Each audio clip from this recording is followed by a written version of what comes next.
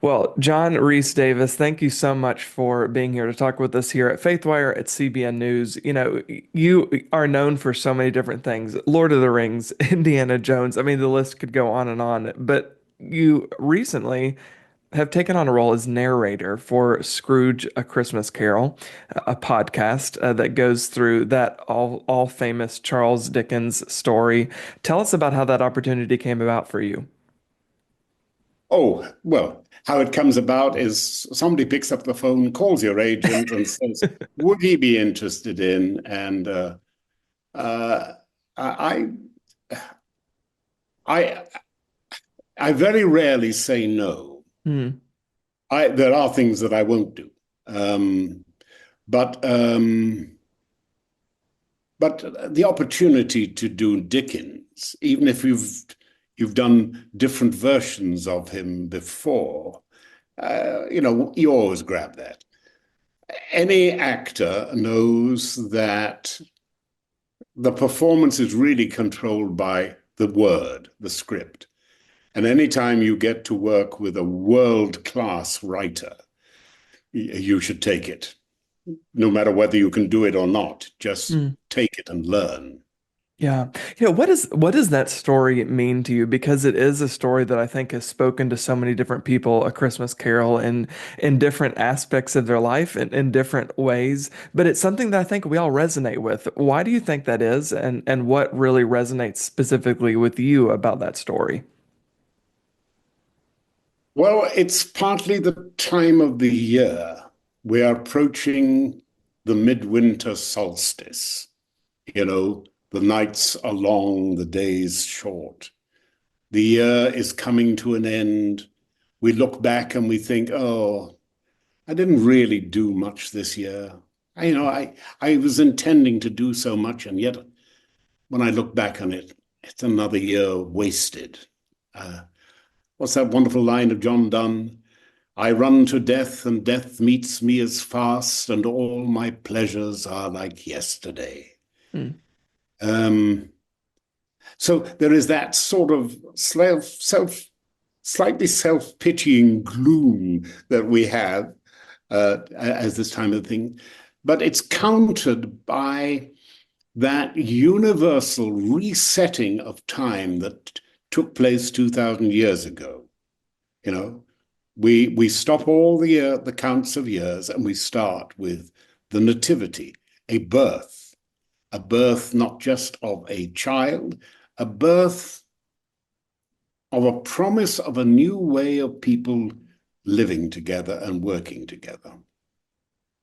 And and it's sort of a perpetual reminder to us all, no matter what we have failed to do, there is still the year to come. There is still a new chance, a new way to change, a new way to do what we should have done or should be doing.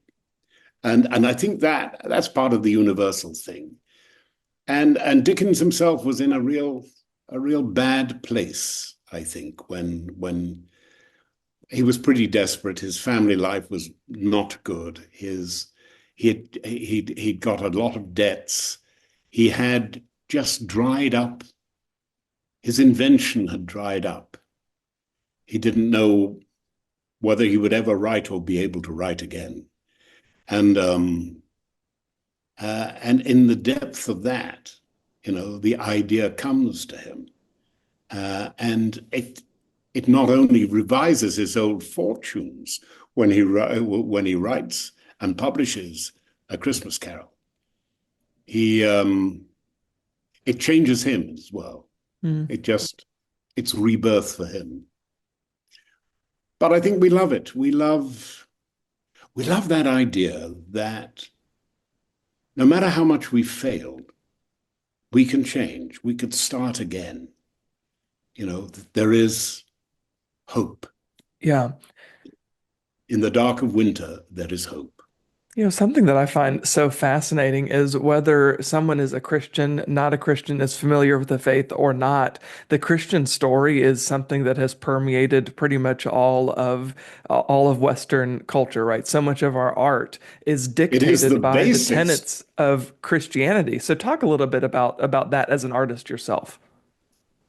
Well, when COVID came, I found myself trapped on this island in my own house, which has about 22,000 books, about 1,800 classical CDs, um, plenty of room to walk and think and talk and views to the sea.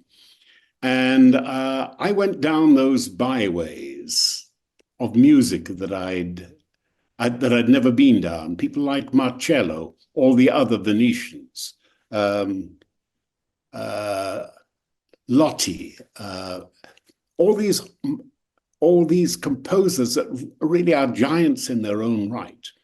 But you realize time and time again, you are coming back to the Mass, the Catholic Mass.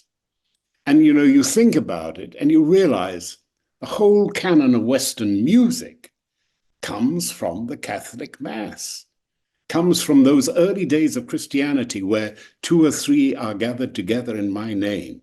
Mm. And we will sing praise to the Lord, but you can't sing and you're tone deaf. But he, on the other hand, seems to be able to harmonize the three of you together. You're going to be called a choir master, okay? And you are able to take scripture and put it in a form that we could actually sing. You're going to be a composer.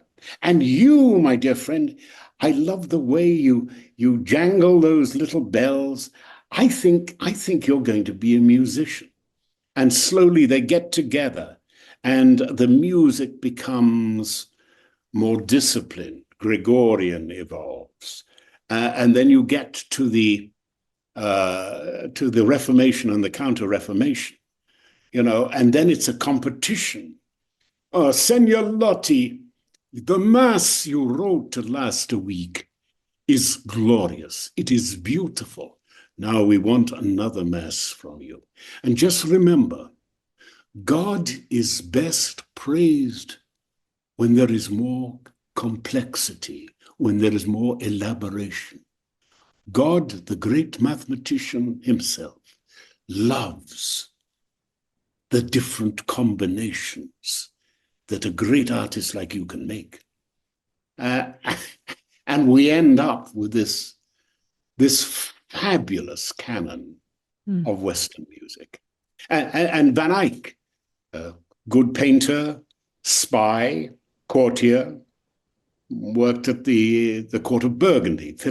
Philip the Good, and he wasn't particularly, and Charles the Bold, his father, and Charles the Bold wasn't particularly bold either. It's rather like that old gag about the two newspapers in Russia. One is Vestia, which is news, and the other one Pravda, which is truth. And the old gag was there was there was no news in Izvestia and no truth in Pravda. Sorry, a little bit off the target there, but there you are. But, Van Eyck, one of his contemporaries, discovered that if you mix oil with color, then you can get far more detailed thing. Those frescoes now with their big, bold sort of washes of color, they're fine, but now we can get more detailed. We can get more exact pictures of Christ on the cross as we do in sculpture and things. And then not only have we now got the saints in some details, we've got, what about commemorating that great archbishop who did these things? Because he's surely worthy of people's understanding and memory. And what about that good burgher and his wife who contributed the money to build this beautiful cathedral that we have here? Let's do portraits of them. And the whole canon of Western art evolves. We are the inheritors of one of the most glorious accomplishments that mankind has ever had. We should be so proud of Western European Judeo-Christian civilization. Has it got flaws? Yes. But let's not forget, it was actually those Christians who said slavery is wrong. Mm. Slavery is morally wrong. We must get rid of it. Not only ourselves, but we must extirpate it in the world. And they did so. Um, we have, our whole democracy, for goodness sake, comes from those early Christians saying, let us get together. Let us, surely my right to what I think and believe in and my devotion to my God must trump the emperor's insistence that I worship him. The right of individual conscience, the right that leads to the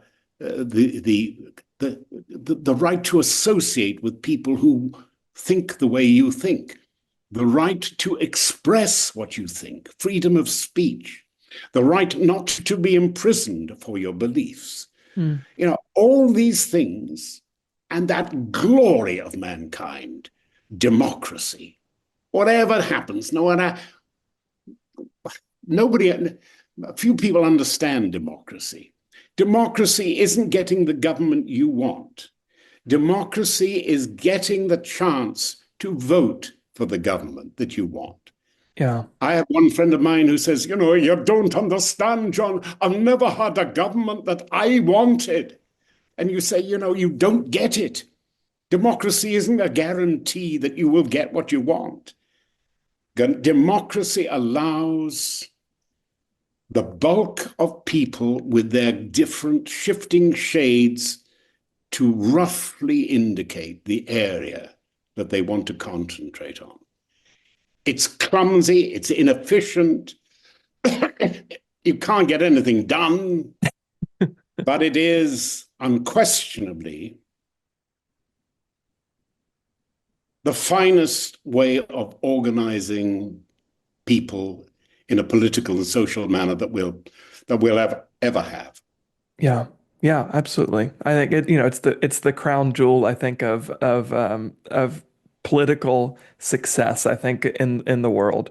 Yes. Look, I could spend probably an hour or two or maybe three talking to you about all of these things, but John Rhys-Davies, we've run out of time, and I truly am so grateful for you taking a few minutes to talk with us here at Faithwire and CBN. Well, I apologize for digressing, but you opened the door and I followed. So, Well, I but yes, I will take full responsibility. be kind to this show. Well, you don't have to be. It deserves to be watched. It Mm, deserves and will be loved. And Lord, if only we could say that about ourselves. mm, yeah. Well, thank you so much again. We appreciate it. Merry Christmas, Happy New Year to you and yours. And God bless Tiny Tim.